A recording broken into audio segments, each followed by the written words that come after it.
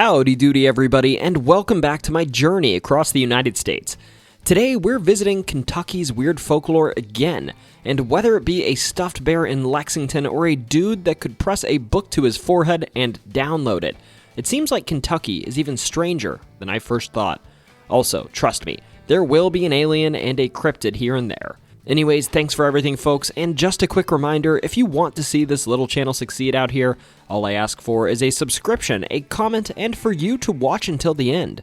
This will never cost you a dime, and it's a quick way to say, hey YouTube, this guy's alright. Anyways, this would help me a long way towards my goal of hitting 100,000 subscribers in 2025. Anyways, with this in mind, let's get into the video.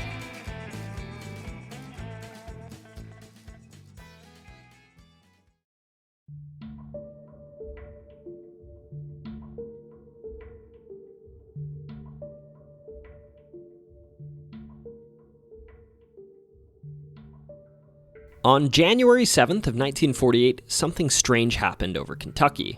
A 25-year-old man named Captain Thomas F. Mantell would become engaged in a fateful chase which would award him the unique but certainly tragic accolade of the first Air Force pilot to die chasing a UFO.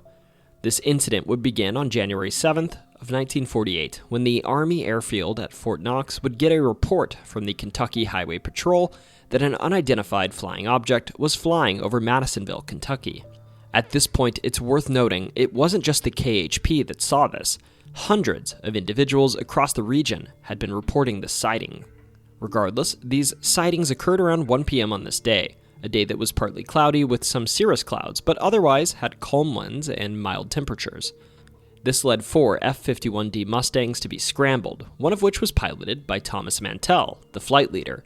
Mantell was a seasoned pilot, having flown for nearly 3,000 hours, much of which was in aerial combat, and through this he earned many accolades.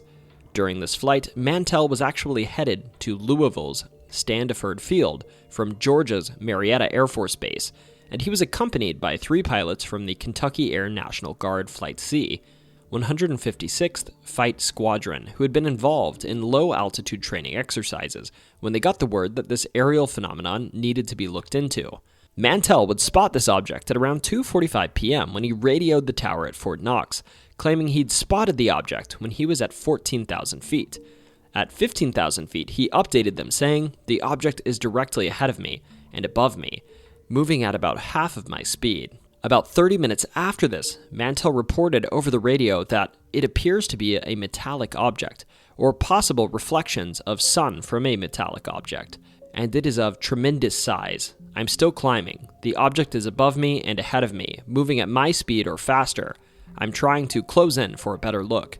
Now, Mantell would make the dubious decision to continue approaching the craft, or whatever it was, rising above 22,000 feet. The altitude at which his fellow airmen turned around because they lacked the oxygen for high-altitude flight. Mantell radioed for the final time at around 3:30 p.m., saying he'd fly for about 10 more minutes to 25,000 feet. Now the other pilots would arrive back at Standiford Airfield to refuel and get oxygen masks, and when they got there, the tower recorded one of these airmen described that the craft looked like the reflection of sunlight on an airplane canopy. Shortly after this, at around 3:50 p.m., Standiford Airfield's tower lost sight of the object. Shortly after this, nobody could reach Mantell, and following some less than comprehensible transmissions, it's thought that at around 25,000 feet, Mantell would have passed out from oxygen deprivation, which caused his craft to hurl towards the ground. Of note is that Mantell's seatbelt had been shredded, and his watch stopped ticking at about 3:18 p.m. when he was found. Now, of course, when this incident went public, there was abundant speculation. The press posited everything from a flying saucer having shot down Mantell's craft to a Soviet missile having been flying over Kentucky. Some even said that the body was missing from the crash. None of these claims, of course, are verifiable. In terms of reasonable explanations, these are the prevailing theories. Venus was apparently in the same place in the sky as the UFO Mantell was chasing. Some think, therefore, that he was simply chasing the planet. This sentiment is echoed by Project Blue Book investigator J. Allen Hynek, but this statement was later retracted. Project Blue Book posited in 1952 that the object was a skyhook balloon, a spy balloon that would have been hovering at around 100,000 feet, that at the time was classified even to military personnel. This identification, I should note, aligns with a report by Dr. Seifert, an astronomer at Vanderbilt University in Nashville, who identified the object in the sky as a pear-shaped balloon. This also aligns with a report from Madisonville, Kentucky, by an observer that used a telescope. Conversely, military personnel at Fort Knox described whatever the craft was as looking akin to an ice cream cone or maybe a parachute. Regardless of what it was that Mantell was chasing, investigators concluded that Mantell passed out from oxygen deprivation, and the craft climbed to about 30,000 feet before leveling off and crashing back to the surface. In 2001, a historical plaque was placed in Franklin, Kentucky, off of I-65, where the crash occurred.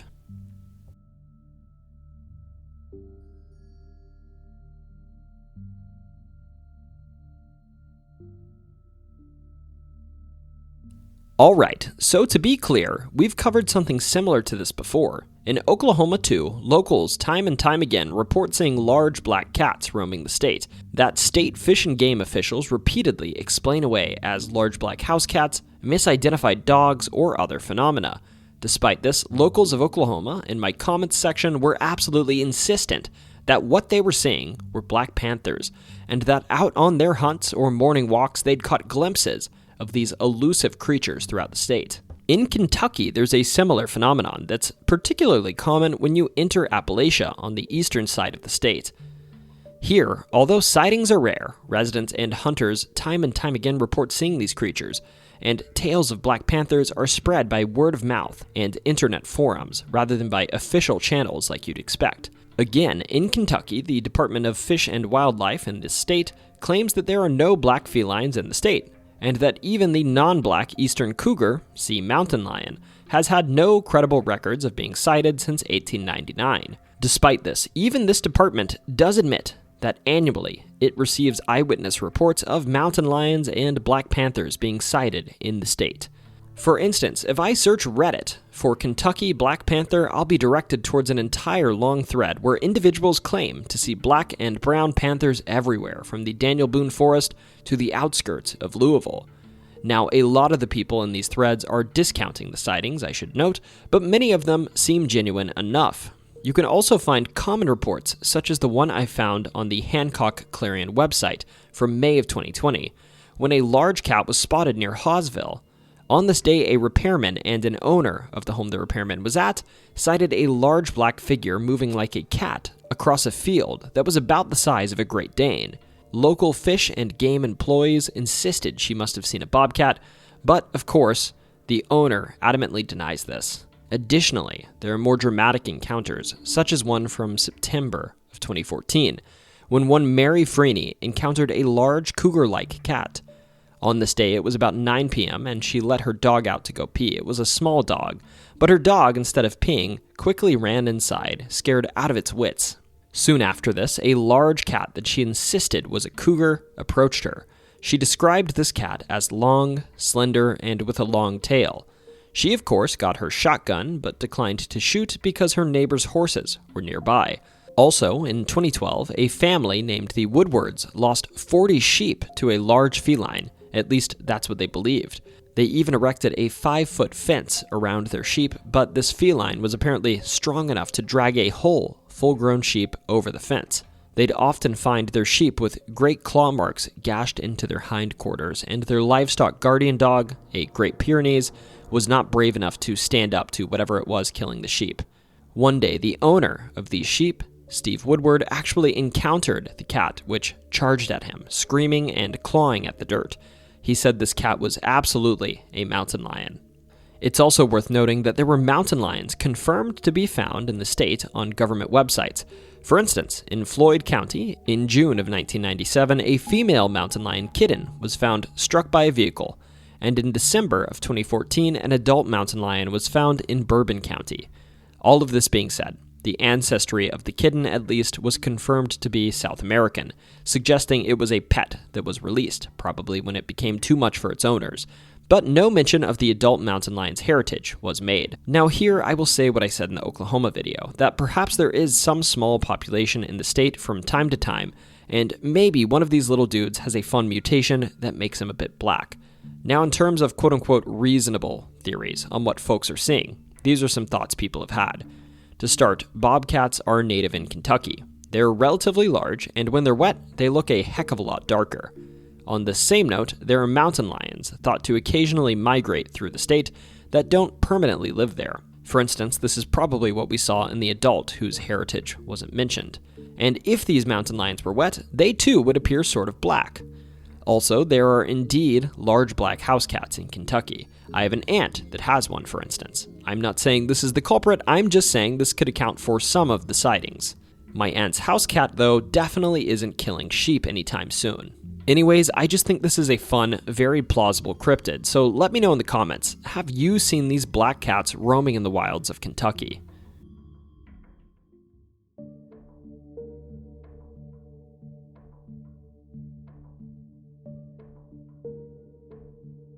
So when you think of Colonel Sanders and Kentucky Fried Chicken, you probably think this whole story is centered around Kentucky. And before I dove down this Colonel Sanders rabbit hole, I certainly did too. But in reality, Harland David Sanders, who would become the colonel, was born in Indiana in 1890.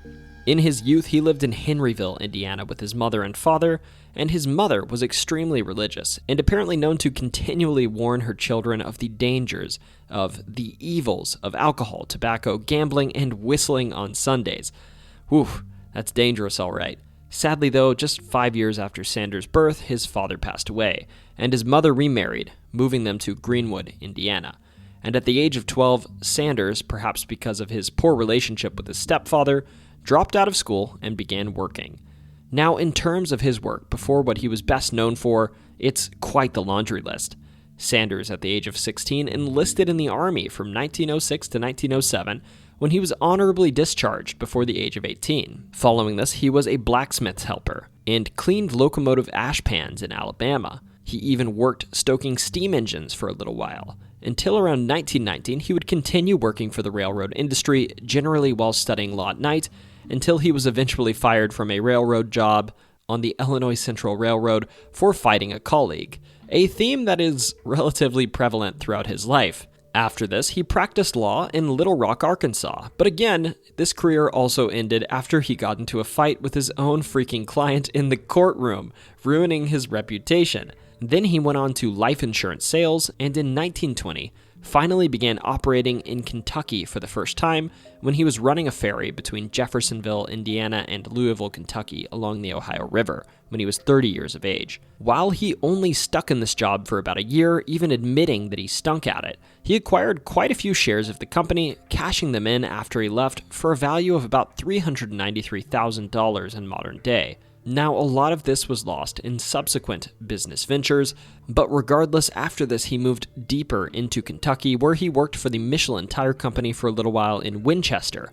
This job led him to another, where he operated a service station in Nicholasville, and this appointment as a manager of a service station led to an offer from the Shell Oil Company in 1930 for Sanders to run a service station in North Corbin, Kentucky.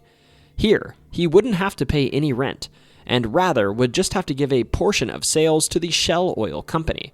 Sanders accepted this offer, and at this service station he began to serve something curious: chicken dishes, as well as country ham and steaks. Now, Sanders did have some local competition. Sanders actually got into a literal shootout with a competing service station manager named Matt Stewart, who actually killed one of Sanders' employees, getting himself convicted of murder and thereby eliminating Sanders' main competition in the region, funny enough. Ultimately, after this event, the chicken at Sanders' service station grew more and more popular, and by 1939, Duncan Hines himself, who was then a food critic, visited this service station and restaurant, promoting it in his guide to restaurants in the USA and adventures in good eating, describing it as a very good place to stop en route to Cumberland Falls and the Great Smokies. Continuous 24-hour service, sizzling steaks, fried chicken, country ham, hot biscuits. We're starting to sound a little bit familiar here, aren't we? Now anyways, around this time in 1939, Sanders bought a motel in Asheville, North Carolina, which, after burning down, he rebuilt as a motel with an attached restaurant. It's here, in this hotel, where in July of 1940, when Sanders was 50 years old, he claimed that he'd finalized his secret recipe for frying chicken in a pressure fryer. Now, this restaurant closed at the onset of World War II, which dampened tourism in Asheville, but in 1952, Sanders would franchise his chicken recipe to a prominent restaurant owner in Salt Lake City, Utah, Pete Harmon, who would begin selling this chicken under the name Kentucky Fried Chicken, reporting massive sales increases, which were speculated to be linked to the fact that the name Kentucky Fried Chicken brought forth imagery of Southern hospitality, and it was also a regionally unique product. Also, it's worth noting, around this time in 1950, the then governor of Kentucky, Lawrence Weatherby, would recommission Sanders as the Kentucky Colonel. Regardless, at this establishment in Utah, a sign painter named Don Anderson that Pete Harmon hired coined the name Kentucky Fried Chicken. Soon, more franchises would pop up for Kentucky Fried Chicken, and 4 cents per chicken was paid to Sanders. Now, Sanders, at this point, I should note, was not some rich man yet. In 1955, at the age of 65, Sanders only had about 1,194 modern dollars, or $105 in money at the time, to his name. But he had faith in franchising his chicken concept, and therefore he began traveling the country looking for restaurants that would meet his mold. This eventually led him to open up a new restaurant and the headquarters for his new company in Shelbyville, Kentucky in 1959. And over time, he found the franchise model to be relatively successful. Eventually, folks even began to come to Sanders himself to franchise his chicken, rather than him having to approach franchisees. Ultimately, locations would open throughout the USA, Canada, the United Kingdom, Australia, Mexico, and Jamaica, expanding to hundreds of locations by the mid-1960s. Also, during this time period, Sanders would patent his pressure frying method and trademark the phrase, "It's finger-lickin' good." Ultimately, by 1964, when Sanders was 73, he was out of his depth with the success of the company, and he sold the Kentucky Fried Chicken Corporation off to some venture capitalists and entrepreneurs, including John Y. Brown Jr., who would go on to become the governor of Kentucky at one point. After this, while Sanders no longer ran operations, the charismatic figure of the Colonel remained the company's figurehead. He even occasionally visited KFC restaurants and maintained high standards, to the point that he occasionally, if not frequently, was getting into scuffles with his old company over changes in the recipe and the way the business was run. These scuffles actually led Sanders and his wife to reopen their original Shelbyville restaurant as Claudia Sanders, the Colonel's Lady, which served KFC-style chicken and even got them sued for it. This restaurant, because of disputes with KFC, would be acquired by it, but supposedly, if you go there, it still serves the Colonel's original recipe for fried chicken as part of its non-fast food dinner menu. Ultimately, Sanders would go on to pass away from acute leukemia and pneumonia on December 16th of 1980 at the age of 90. He was laid to rest in his classic white suit and black string tie in Cave Hill Cemetery in Louisville, where you can still visit his grave today. Now, I know that this story is definitely more history than folklore, but I think throughout the USA and the rest of the world, the story of KFC and the image of the Colonel is folklore in and of itself, so providing some clarity on this, in my eyes, is telling the true story behind a piece of American lore.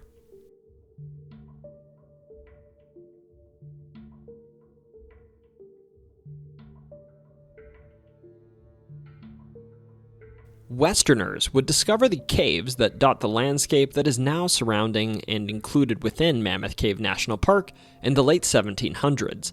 And while these caves were initially mined for saltpeat, specifically during the War of 1812, as that industry collapsed, the locals turned their heads towards an alternative use for these caves: tours. The first tour of Mammoth Cave was actually given in 1816, and accompanying this new use for the caves, a hotel was built on site. This whole getup was spruced up in 1839 too, when one John Croghan purchased the property, improving the accommodations on site and offering better tours of the cave, adding a new booming industry to a region that was otherwise known for farming, leading communities to pop up around the caves. Also, during this period, tour guides began to push further and further into Mammoth Cave, finally beginning to realize how immense it was. It was during this period that Stephen Bishop, who is perhaps the most famous cave explorer in Mammoth Cave's history, managed to cross the so-called bottomless pit, discovering more passages and underground rivers that run deeper within Mammoth Cave.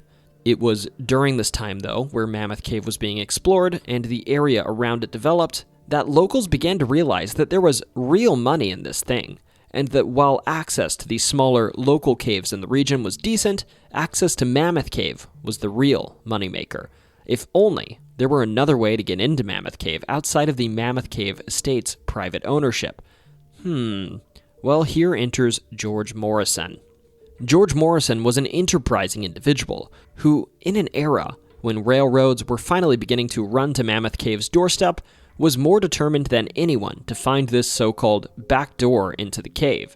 George actually came to the Mammoth Cave region in 1915 in search of oil, but he was actually so bad at this oil searching that he earned the nickname Dry Hole George. George, you see though, wasn't beyond lying, cheating, bribing, and trespassing to find this back door. He actually apparently went so far as to bribe a tour guide for a key to the cave owned by the estate, and he managed to get himself arrested in the process for trespassing. This ultimately wasn't the way forward, so instead he purchased some property along the Cave City Road and actually just started blasting a back door into the cave, which I'm sure was great for the ecosystem inside of it, naming the blasted door into the cave the new entrance to Mammoth Cave. This perhaps directly led to the event that came to be known as the Cave Wars in the early 1900s. At this time, not only was there a fight over the name Mammoth Cave being used by Morrison in the courts, but also alongside the roads leading to the new and old entrances. Along these roads, they'd place ever-increasing amounts of signs to grab the attention of tourists, and even strategically they would hire individuals to solicit motorists and attract them to booths where they'd give them so-called official cave information to lure travelers to whatever cave was the highest bidder. By the way, this official cave information was often false, but I digress.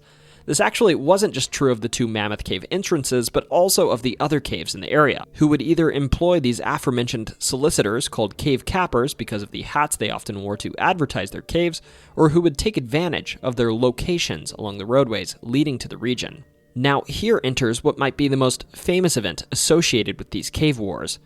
See, the family that owned the Great Crystal Cave, one of the caves in the region, didn't necessarily have the funds to employ these so-called cave cappers to draw in tourists, nor did they have prime real estate along the road leading into the region to put down signs, and this meant that the most attractive option for them was to explore nearby caves for potential development. On January 30th of 1925, this would lead one Floyd Collins, a renowned cave explorer, and the man who actually discovered Crystal Cave beneath his father's farm, who was at the time 37 years old, to explore his neighbor's cave, Sand Cave, to see whether it could be used as a show cave instead of Crystal Cave. This cave, after all, was located right beside the road, offering a ripe business opportunity. Floyd would actually enter Sand Cave on January 30th with a kerosene lamp, only to find that Sand Cave's passages were extremely tight. Now, as he explored, he found his lantern started to flicker, and not wanting to lose light, he began to turn around. But on his return journey, a 27-pound rock wedged his ankle, trapping him in the cave. Now, Floyd would be discovered shortly, and the efforts to rescue Floyd would become national news, though they ultimately failed over the 17-day rescue effort. In the process of this episode, though, more attention than ever was brought to Kentucky's cave country and the touristy mess it had become. Resulting directly from Floyd Collins' death would be a story reported by William Burke Miller, who was lovingly referred to as Skeet because of his small stature, which individuals likened to a mosquito. See, during the Floyd ordeal, Skeets was actually one of the few that was able to make it down into Sand Cave, where he would interview Floyd and attempt to rescue him himself. While these rescue attempts were unsuccessful, Floyd's reporting would ultimately earn him a Pulitzer Prize, and these reports would be published across the country. The whole episode, globally, would be the third biggest media event between the World Wars period, rivaling the transatlantic flight of Charles Lindbergh and Charles Lindbergh's son's kidnapping. Funny enough, Lindbergh also played a small part in the reporting on Floyd Collins, but I digress here. Ultimately, while Floyd's venture for profit would be unsuccessful, the media circus surrounding his ultimate demise would draw so much attention to the caves of Kentucky that it led to a desire to protect these places, and ultimately in 1941 to the establishment of Mammoth Cave National Park.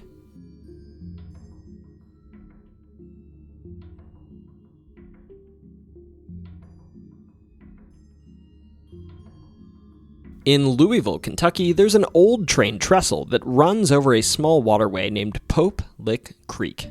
This train trestle was built in the late 1800s, and it spans nearly 800 feet across fields and through some forests in the area. And before we even get started with the urban legend surrounding it, I just want to reinforce the fact that you should never, under any circumstances, approach this trestle. It is the site of a major active railroad managed by Norfolk Southern, and over the years, many individuals have been struck by trains and passed away as a result of this on this trestle. Anyways, surrounding this trestle is an urban legend about a goatman sort of entity. Regarding its description, it varies a lot. Some describe it as a simple goatman, aka human body, goat head. Other descriptions mention that this creature may be half man or half sheep, or some sort of clear hybrid creature that's even missing its head. Now, we've covered one of these in our visit to Maryland well over a year ago, but this one appears to differentiate itself because it supposedly has powers more often associated with a skinwalker, such as the ability to use mimicry or even hypnosis to lure individuals onto the trestle, where they'll be hit by trains on the active railroad tracks, as I mentioned in my warning earlier. Some legends even say that the sight of this creature has driven individuals to leap from the tracks. Other variations of this legend suggest the goatman-like entity dwells on the trestle itself, awaiting passersby and jumping from the tracks sometimes onto passing cars, or in front of people walking below. When approached by this creature, some even say it wields a hatchet or an axe. In terms of the origin of this twisted creature, the common explanations are that this creature was once a quote-unquote freak in a circus who was mistreated and decided to take his frustrations out on locals after the fact. Others say that it was a monster being transported aboard one of the passing trains, perhaps as part of a government conspiracy. Others, funny enough, tell a similar story to the Maryland story of a farmer who sacrificed a goat and in exchange was given satanic powers and everlasting life.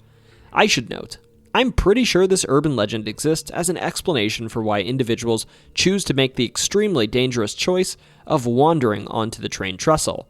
You could call this speculation, but in the past 30 years, I've been able to find at least 4 accounts of individuals being struck by trains while roaming this trestle. Some of them were hit while searching for the supposed monster. I can only imagine that in the early years when this train trestle was built, similar tragedies occurred, driving this urban legend's formation and ultimately helping it persist to modern day.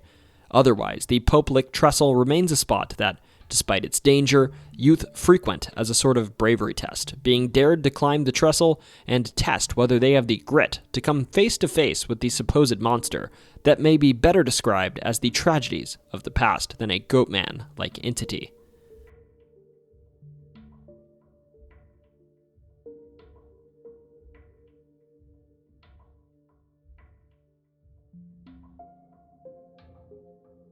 Edgar Cayce's life is one of those peculiar tales that sits smack dab between Christianity, spiritualism, and outright mysticism. To some, he's a bridge between worlds. To others, well, call me finger-licking skeptical, but this story has more holes than Swiss cheese at a target range. Now, before we dive into the reasons why Cayce might have been less prophet and more prophet, if you catch my drift, let's unravel the yarn of his supposed life and powers.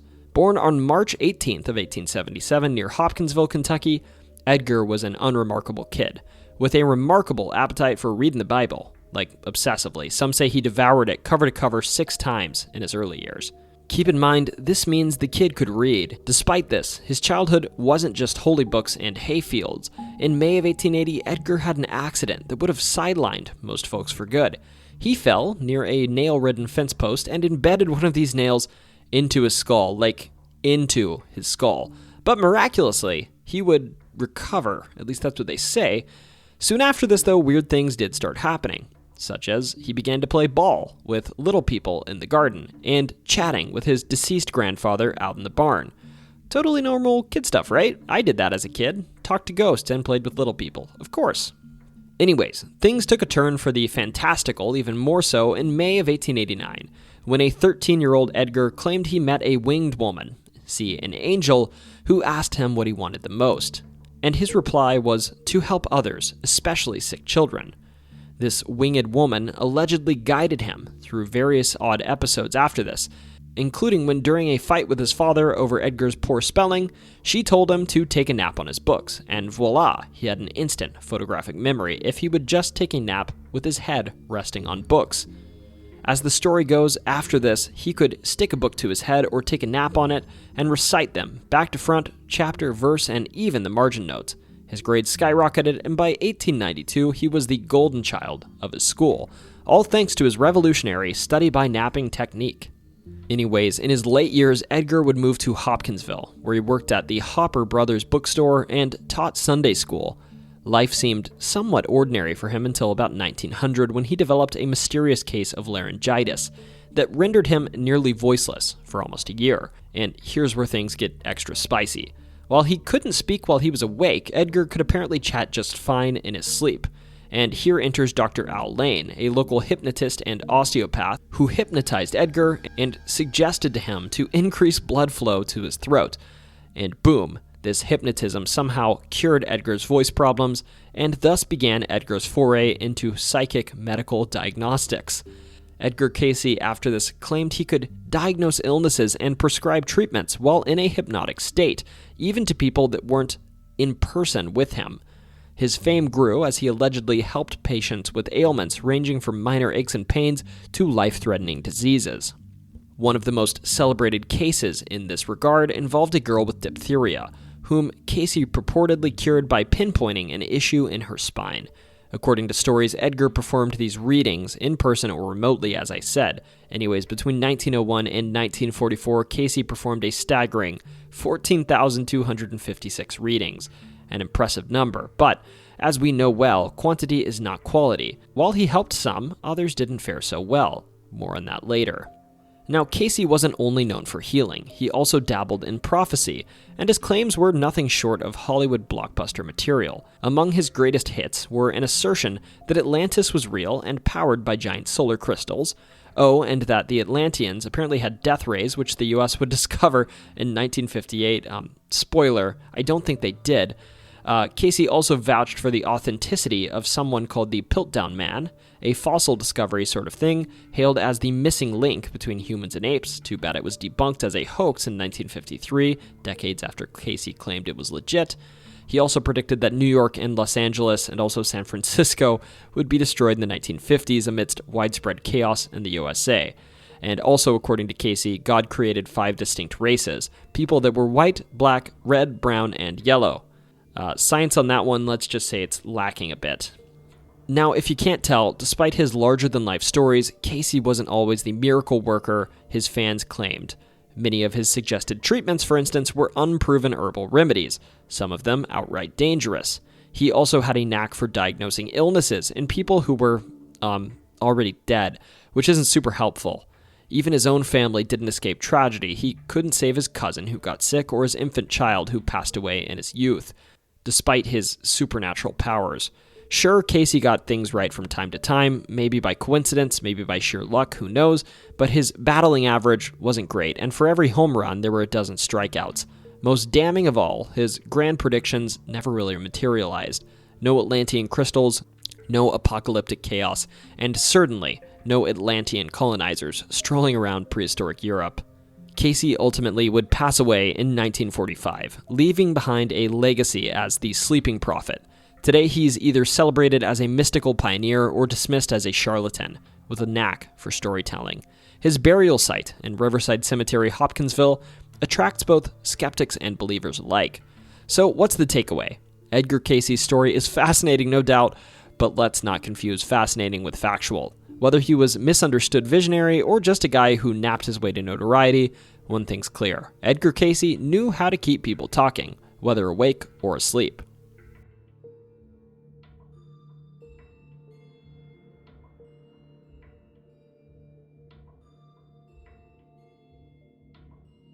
Now, it's rare we dive into cryptid lore without stumbling upon a Bigfoot-esque beastie, so let's give a warm howdy doody to Kentucky's very own beast of the land between the lakes. This shadowy creature has haunted campfire tales for decades, and it's my civic duty to share the spookiest stories, whether they send chills down your spine or just tickle your funny bone. Anyways, this beast's origins are murky, with whispers of Native American legends tied to its existence. Unfortunately, these accounts remain mostly locked within oral tradition, so we can't confirm much. The earliest written stories emerged from French explorers and traders warned by Shawnee tribes of a creature they likened to the loup-garou, a werewolf-like figure from French folklore. This loup-garou and its Cajun cousin, the rougarou, is said to shapeshift, make mischief, and sometimes snack on Catholics who skip Lent. Unlike the full moon werewolves of Hollywood, this affliction was more of a cursed condition than an illness that you had for the rest of your life. It only lasted 101 days. How the rougarou migrated from Louisiana swamps to Kentucky woodlands remains unclear though, but one theory suggests it tagged along with French settlers and decided to stay. Another origin tale involves a 19th century European man who allegedly brought madness with him across the Atlantic. This man was said to suffer from some genetic form of lycanthropy and lived reclusively with his family in the land between the lakes. By the early 1900s, authorities discovered their homestead abandoned, leading to speculation that this beast might be a descendant of this wild, cursed clan. Whether folklore, failed biology experiment, or something stranger, the beast is blamed for all manner of eerie events in the region. These include gutted bison, hunters mysteriously vanishing, and spine-tingling howls echoing through the night. Unlike most cryptids, the beast of the land between the lakes comes with a surprising number of modern stories, too, though their credibility might be, let's just say, flexible. One of the most famous accounts involves a group of Murray State University students on a camping trip in 1973. Just picture it, a crackling campfire, a VW microbus, and probably some questionable decision-making involving substances. As the story goes, one student ventured into the woods to relieve himself, only to hear heavy sniffing nearby.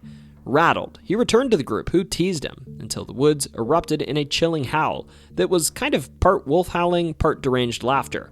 Red glowing eyes darted around the forest after this, and convinced the group they were surrounded by something, which caused panic to ensue, and the students piled into the VW bus and sped off, but not before something grabbed their vehicle as they were running away, slowing it down. Now, this group was lucky. They managed to escape, but back at campus at Murray State University, they found claw marks in the back of the VW bus. It's worth noting there's really no concrete evidence for this story, or even that these campers existed, but hey, it's a good yarn to spin. This leads us to the most widely talked about accounts of the beast of the land between the lakes. And here enters Jan, or sometimes said Jeanette Thompson, a gas station attendant near the Kentucky Dam, who claimed multiple encounters with the beast in the 1980s. Her experience began with eerie screams at night and shadowy figures outside of the gas station she attended to. In later encounters, Jan, a skeptic of the "it's just a bobcat" explanation she'd heard, had her suspicions confirmed on Christmas Eve. This Christmas Eve, she was driving home and she spotted a tall, hairy creature sprinting on two legs at an impossible rate of speed. It had glowing red eyes and brown fur, and the sight left her terrified. She initially mistook this for a man, but the creature's animalistic features quickly nixed that theory. Perhaps the most chilling account Jan shared came from two police officers who visited her gas station at 3 a.m., visibly shaken. They had just left a grisly crime scene in the land between the lakes, and according to them, a family in a motorhome had been slaughtered, mauled by a creature with massive claws and a powerful jaw. One victim was reportedly found high up in a tree, and DNA analysis of bite marks suggested an unknown species, closely related to wolves. Why would these officers spill classified details and compromise their job security to tell a gas station attendant about the ordeal? Great question. But Jan didn't disclose their names, which makes the whole tale as unverifiable as it is spooky. So if you can't tell, to be honest, I'm skeptical of Jan's tale. Because if the beast is real, and it's out there chomping on campers and families, wouldn't the authorities want to do something about it? Maybe animal control would instead. What about wildlife experts? Why isn't there a cryptid SWAT team out there? Instead, we're left with stories of glowing eyes, claw marks, and mysterious DNA that will never see the light of a peer-reviewed journal. Also, let's revisit the police officers. If you are sworn to secrecy about a bloodthirsty cryptid, why on earth, of all people, would you vent to Jan at the Midnight Gas Emporium?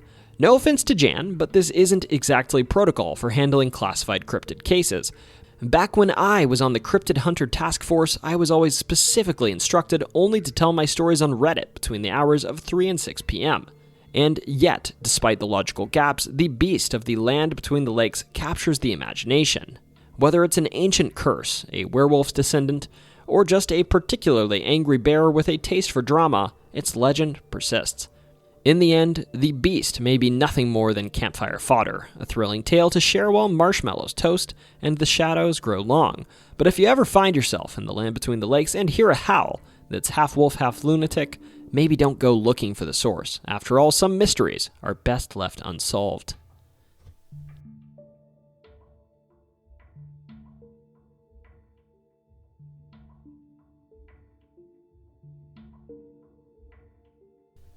In 2023, a movie came out titled Cocaine Bear, which to the eyes of any old moviegoer might just be a wacky and catchy name given to a blockbuster hardly worthy of its 66% on Rotten Tomato.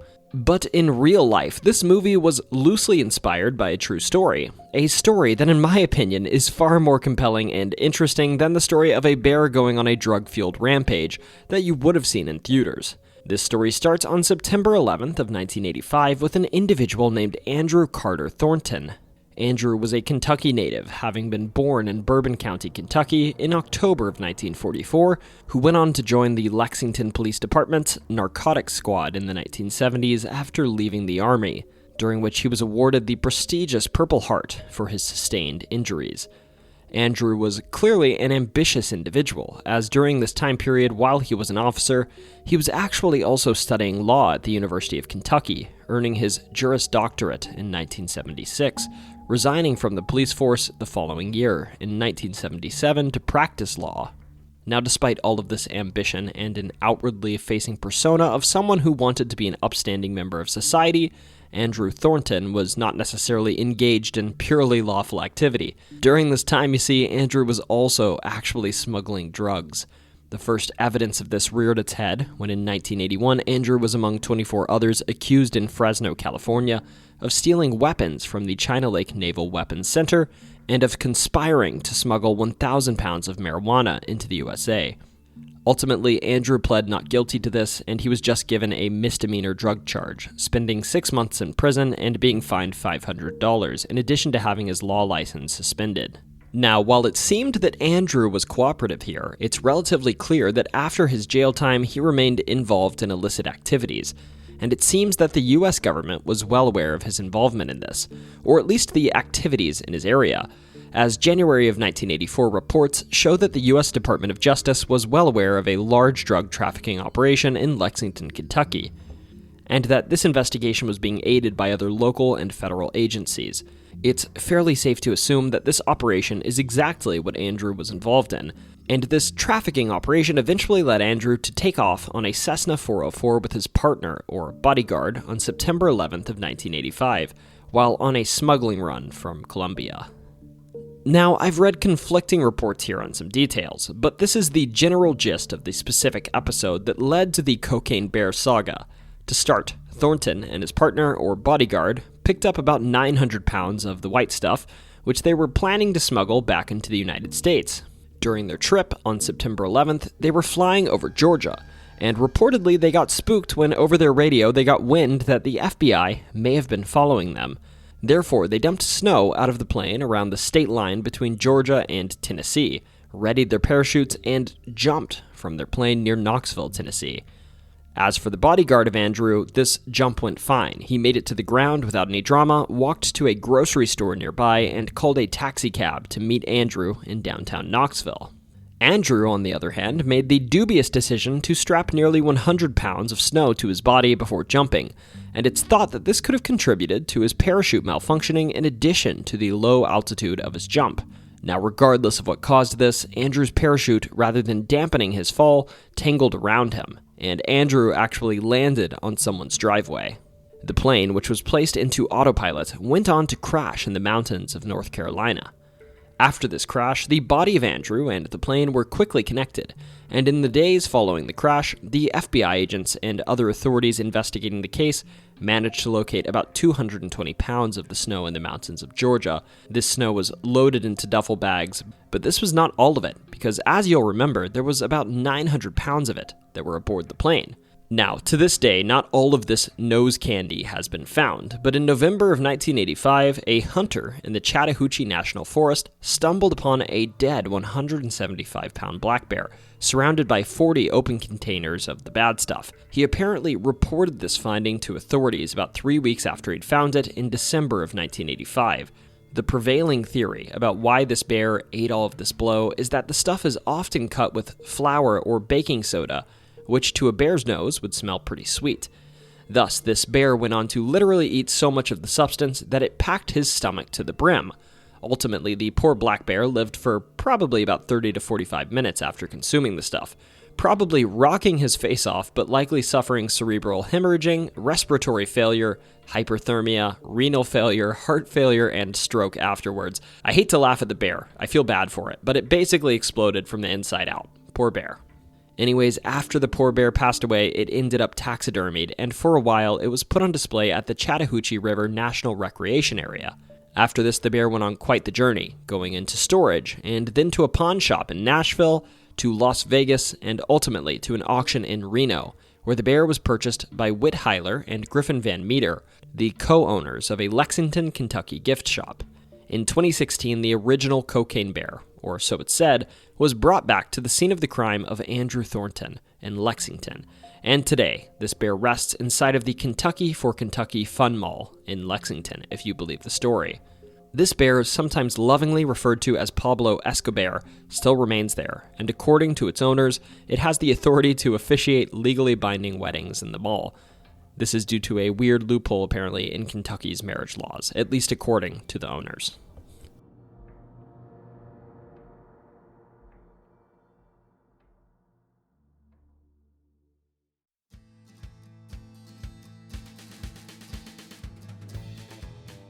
Kentucky, I really appreciate you welcoming me back, and I hope that these stories were just as wild as the first batch, if not a bit better.